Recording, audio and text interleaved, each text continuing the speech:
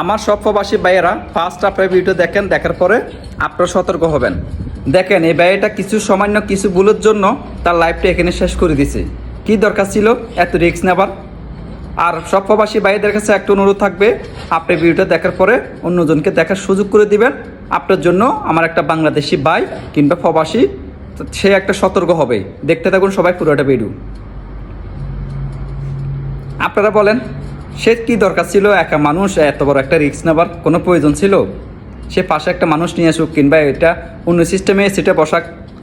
সে কাঁধের উপরে নিয়ে, এখানে একটা সিঁড়ি দিছে, সিঁড়ির উপরে কাঁধে নিয়ে সে এটা নিয়ে যাচ্ছে। এটা কখনো সম্ভব?